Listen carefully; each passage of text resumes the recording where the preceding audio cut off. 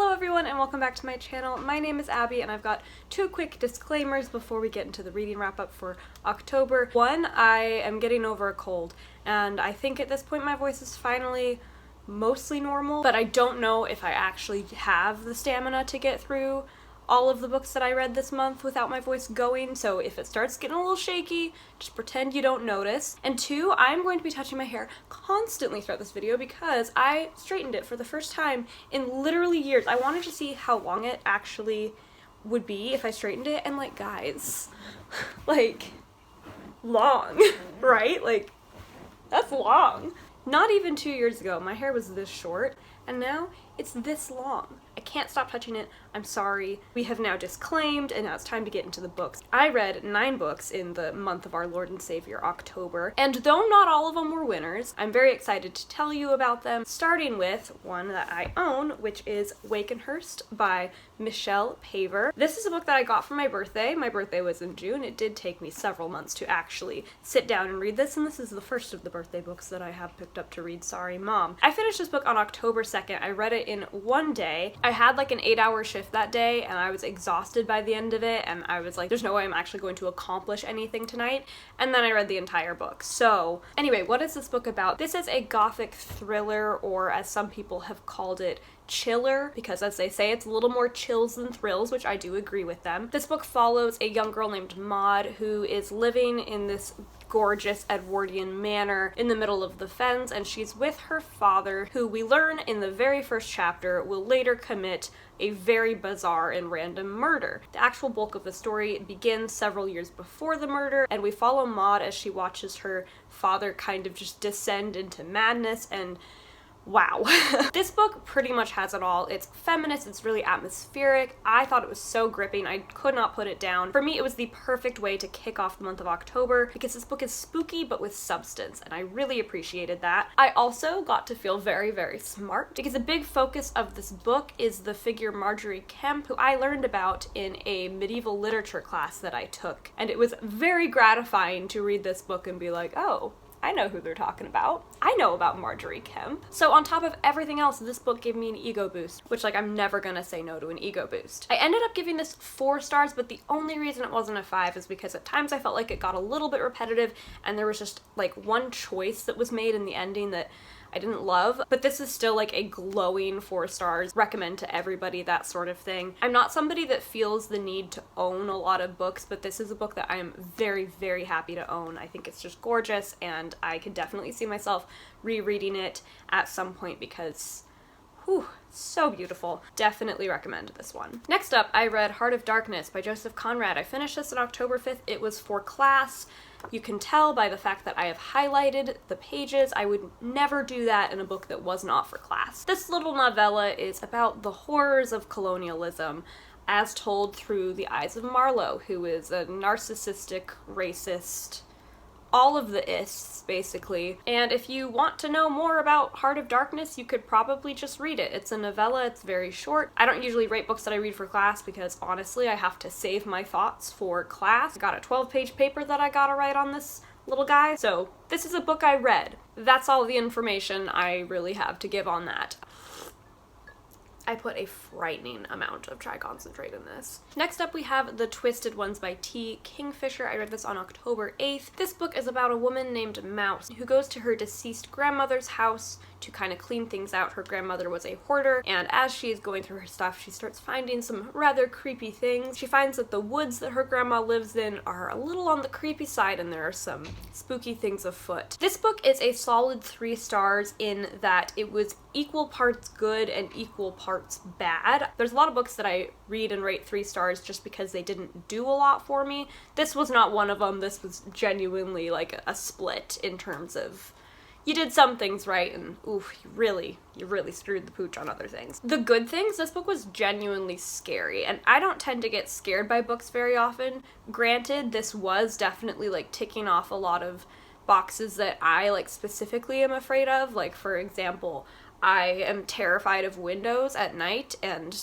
there's a lot of windows at night in this book, which I know that's not going to be scary to everybody, but that's just, you know, something that really worked for me. I also thought it did have a cool premise, so I will give it that. And I'm kind of torn on the issue of voice, because for the first, like, quarter to about half of the book, I was really enjoying the character voice. There were times when I actually like laughed out loud reading this book. I thought that the narrator was really unique and funny. However, we did not know when to switch tones. So when we hit like the midpoint in the book where things really started to get scary, we were still doing kind of like the comedic thing, and it just really didn't work. It read just as tone deaf and annoying. Also, I have now read 2 different books this year in which the main character is a copy editor. Both of those books have been so poorly edited. The dialogue in this book got ridiculously repetitive. The book is just too long. It's nearing 400 pages, and for honestly no reason. It could have been slimmed down by a lot, and I just wanted to just grab the protagonist's face and be like, listen, you don't need to tell me everything. It's okay. I will live without knowing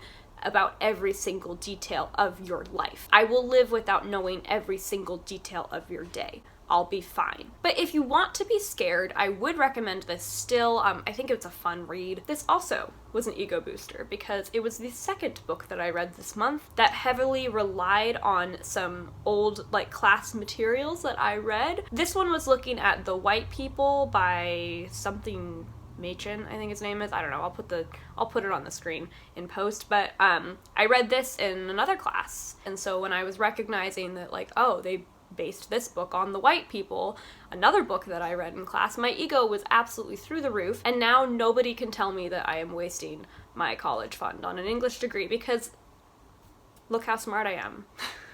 With Wakenhyrst, I don't really think you need to read Marjorie Kemp or really know a whole lot about it to still enjoy Wakenhyrst and understand it. With this one, I would recommend reading The White People. Not that you like won't understand the book without it, I just do think that that would overall help the general reading experience, so I do recommend reading The White People. It's just a short story, it's not that long. Continuing through the valley of 3-star reads, we have We Were Never Here by Andrea Bartz, which I read on October 11th. This book follows 2 friends who every year go on a little vacation together. They try to find kind of like remote international locations. But for the last 2 trips, they have been met with some pretty intense trouble, which leads one of the friends, the main character, to suspect that her friend Kristen is maybe not who she thinks she is. And then of course we go into the obsessive spiral that you're all here for. Now, little context for my opinion on this book. This would now be my 3rd what I would categorize as a feminist travelogue thriller, and I am very tired. I don't know why I keep picking these books up thinking that they can offer me something different from the last one. The other books that I have read that have been in the same vein as this, and when I say same vein, I mean exact same vein, would be Who is Maud Dixon by Alexandra Andrews, as well as Palace of the Drowned by Christine Mangan. I gave Who is Maud Dixon a very limp 4 stars. It's way closer to a 3 than a 4. I gave Palace of the Drowned a very solid 3 stars. Even though I don't necessarily think it was better than Who is Maud Dixon, the way I rate things doesn't make sense. Anyway, I gave We Were Never Here another 3 stars, just because it was the same as the rest. All of these books tend to be pretty easily consumable, and I found all of them to be well written, but I think I can definitively say that this subgenre just does not work for me. I am not a feminist travelogue thriller kind of gal. As much as the synopsis always pulls me in and makes me think that I will be a feminist travelogue thriller kind of gal, I'm just not. And I'm gonna pull out my reading journal to tell you why. I said, I feel like each narrative, those narratives being the 3 travelogue thrillers, has only been able to offer me a select set of positive things. That would be good writing, relief that I haven't killed anyone, and complex female characters that get their complexity badge like a stamp on a passport, which is one of my biggest issues with all 3 of these books. Each of the characters feels very by the books and just like, okay, well she's complex because this, and this, and it's like, they don't feel real. They just feel like they're fulfilling a requirement. On a technical level, I don't think there's that much wrong with We Were Never Here. However, I have a lot of vague and very contradicting issues with it. It was really predictable, mostly because Kristen's character, the one that we're supposed to kind of be like suspecting, was so by the books, and it just didn't deviate in any way from just the standard, like, ooh, best friend that you can't really trust anymore. Like, it was just so boring. And I think I had this expectation that this book was going to be, like, weird, because I noticed that Andrea Bartz tends to get pretty low ratings, and I felt like those low ratings were probably coming from people being weirded out by her books. But that just wasn't the case. It was not weird. It was just the same story I feel like I've read 1,000 times, which really I've only read it 3 times, but it felt like 1,000 times. For those of you that have read the book, I found the ending to be both boring and oddly heartless, and if you have read the book, you probably know what I'm talking about. Just the things that happened seemed to really not impact the protagonist in a way that made sense, and I also just felt like the way that her relationship with her boyfriend progressed too was just a little bit like, okay, what are we thinking? What are we feeling? Like, give me a deep dive into what this person feels, because I feel nothing. And yeah, just in general, all I really have felt for all 3 of the books has just been this vague disappointment at the end, and I think I just need to avoid feminist travelogue thrillers from now on. They're not for me. I don't like them. I wish I did like them, but no. Boy. Okay, so the next one was Graveminder by Melissa Marr. This I read on October 15th. Took me a couple of days to get through. In this book, we are looking at a small town that has kind of a tenuous relationship between the living and the dead. For the past several centuries, the town has needed something called a graveminder. Their job is basically to make sure that the dead stay dead. But things go south because the graveminder in this town very abruptly passes away, and the job is then passed down to her step-granddaughter named Rebecca. Now, the 2 stars that I am giving this book are for concept and concept alone. The execution, absolutely horrendous. My biggest frustration right from the get-go is there is just no sense of atmosphere in this book, which is the most upsetting thing to me. Because a small town where dead people are popping up out of the grave, that's like all I want for Halloween. Like, that is my city, that's my aesthetic, that's everything to me, and there was just nothing. This book was so unbelievably lifeless. And then to add to the lack of atmosphere, there was also a really distinct lack of narrative structure. Like, there's no highs or lows in the plot. Things just kind of happen, and we don't really get a sense of, like, okay, this is the climax, this is the, like, rising action, this is the falling action, whatever. Like, there's no sense of structure, just things. Also, Rebecca does not know that she's going to be the Graveminder. Why does she not know? Why did nobody tell her? Well, because everybody's reasoning in this novel for literally anything always boils down to, I just can't. Literally every issue that people have is always coming from them just, like, not wanting to do things. All of the characters that know about the whole Graveminder thing, that need to tell Rebecca, their whole thing is just like, oh, we just can't tell her. And it's like, but why can't you? Like, just, if you were to give me, like, one reason why, instead of just doing this, like, melodramatic, I just can't thing, I would like this book so much better, but they just never give you actual reasoning for anything. They just can't. We also have a romance that derails the story every 2 pages. This romance flaunts an almost irresponsible lack of chemistry. There's no other way for me really to describe it. These 2 individuals that they're trying to force us to like, no.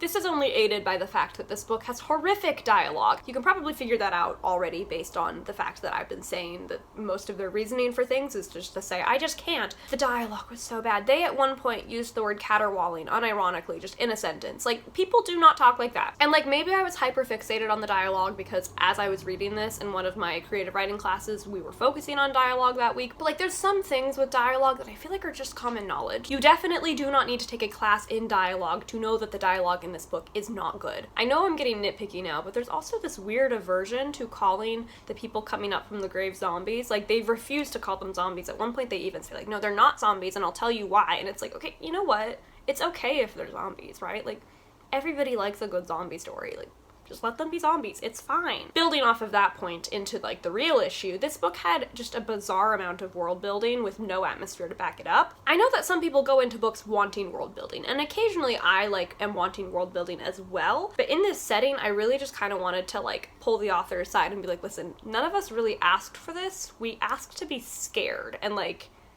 we're not getting any of that. We're literally just getting, like, facts about this town. And, like, I don't care. I don't think anybody cares. So yeah, I think I've ranted enough about this book. I had gone into it with low expectations already, but yeah, the bar had to dig itself a grave. 2 stars on concept and concept alone. That was Graveminder by Melissa Marr. Unfortunately, we have not left the valley of mildly disappointing reads. Next, we have The Woman in Black by Susan Hill. This I read on October 20th. I have a whole vlog about it in which I both read and watch the movie. This book follows Arthur Kipps, a man who is called to this old mansion in the middle of this marsh to look over some of the papers of this newly deceased Alice Drablow.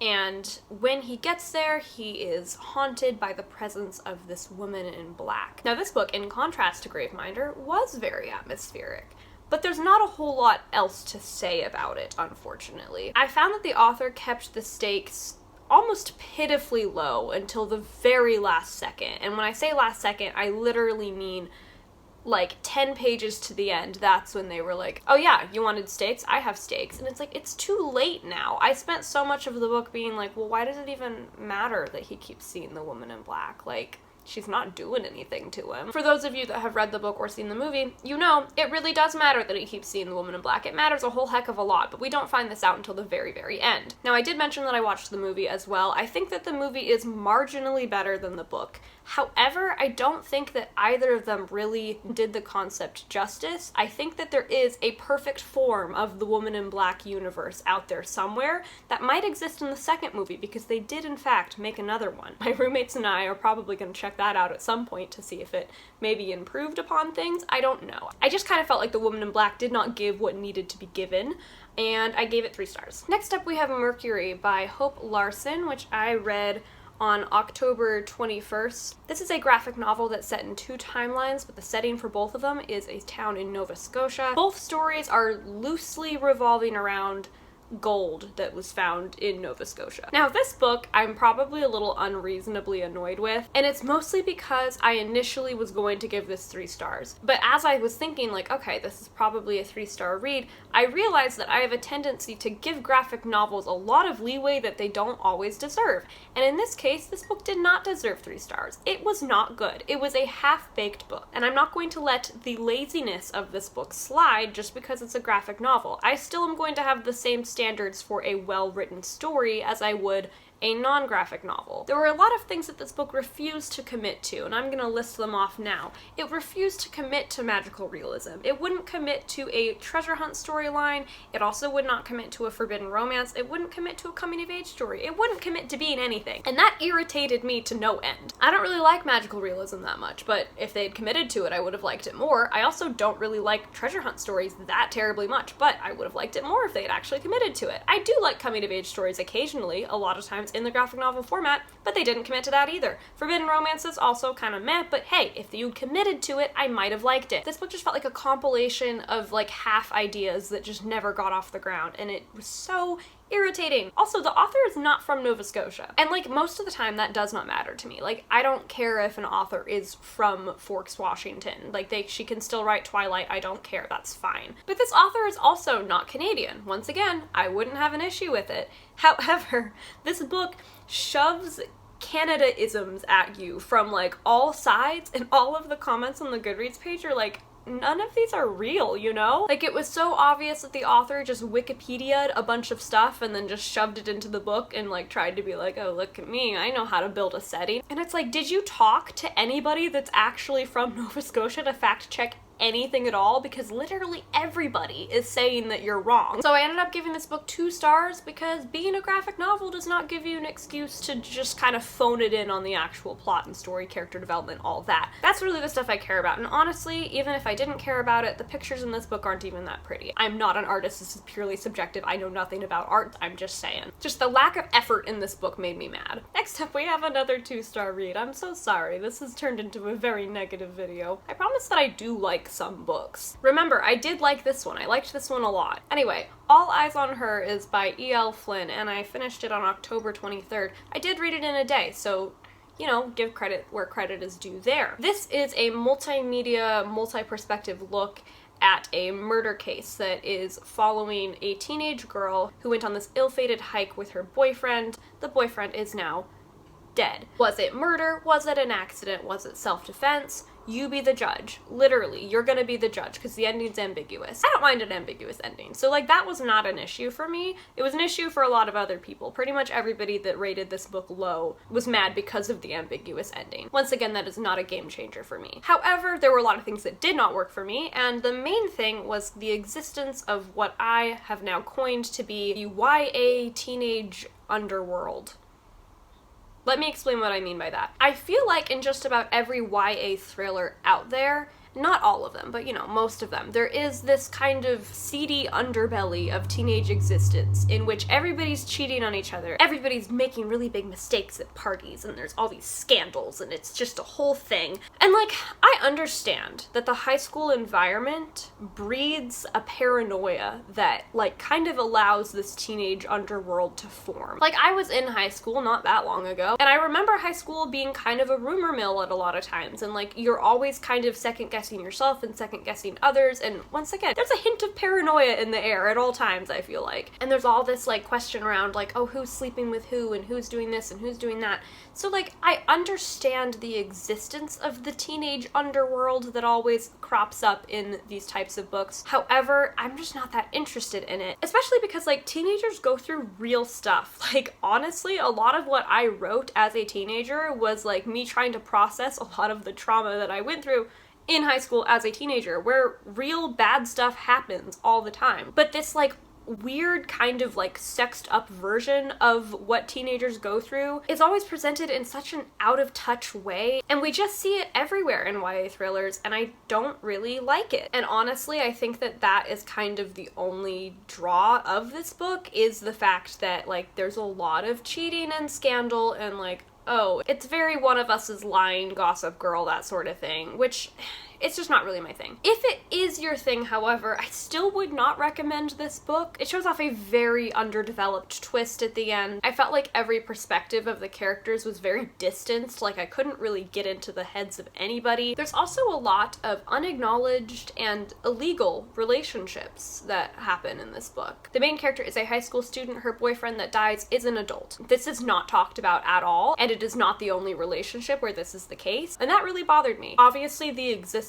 of bad things in books does not inherently make the book bad, nor does it mean that it is a endorsement of the bad thing, but if it's just never acknowledged, I feel like it's a little irresponsible, not gonna lie. It also ends on this faux feminist note that I really did not enjoy. We go through the whole book without getting the perspective of the main suspect, the teenage girl who maybe killed her boyfriend. But the very last chapter is her perspective, and she basically says, and I don't think this is a spoiler because it's not really spoiling anything, but her whole thing is like, well, if you believed any of the people that talked about me, then you are not a real feminist. You're part of the problem. And I'm like, you know what? I don't like you. Does that make me part of the problem? I am not going to reevaluate every negative thought that I have had about you while reading because I don't care enough. This book wasn't good. I am so sorry. I'm being so mean. This is a 2-star book, but it still has merit. All of these books have merit, but none of them have as much merit as the next book I'm going to talk about, which is Blacklands by Belinda Bauer, which I finished on October 25th and loved. This book follows 12-year-old Stephen, who's on a mission to kind of repair his broken family. He lives with his grandmother, his mother, and his little brother, and years and years ago, back when his mother was a child, his uncle, who was also a child at the time, went missing and his body was never recovered. It was pretty well accepted by the community that his uncle was killed by a serial killer who at the time had killed multiple children, some of whom were found, some of whom were not. And Stephen has decided that if he is able to find his Uncle Billy's body, that will bring the family peace, that'll bring them closure, and they'll be able to move on. Guys, this book was so good. This book was so good. I give out 5 stars very rarely. You could probably figure that out by how mean I was to all of the other books that I read this month, except for Wakenhyrst. But this book was so good. It was an easy 5 stars. This book was full of heart and tension and suspense. I don't get scared by books very often, and I especially do not get scared of books with serial killers in them. If I'm going to be scared of a book, I'm going to be scared of something supernatural looking in on me through the window. By the way, we do get the serial killer's point of view throughout the story. If you do not want to read from the perspective of somebody that murders children, this book does have that, so I would not read it, even though it's really good. I was so scared of this serial killer. I was in my own house and just so scared to do anything because I was scared the serial killer was just gonna jump out from around the corner. It's not a very long book, so I don't want to say too much about it because I don't want to give anything away, but this was such an incredible book. It was a debut, and I know that Belinda Bauer has done a lot of other things, so I'm so excited to pick up some of her other books because, like I said, this was her debut and it was so good. So after a month of some really frustrating reads, we did end on a good note with Blacklands, and I cannot recommend this book enough. If it sounded interesting to you at all, I think you should pick it up. And that brings us to the end of this video. Thank you so much for watching. I'll be coming to you soon with some vlogs, potentially a rant video if I decide to film that, and just in general some fun bookish stuff. So if you're not subscribed, please do so. If you have anything to say, please comment. If you liked this video, please like it. All those things. Thank you so much for your support, and I'll see you again soon with another video.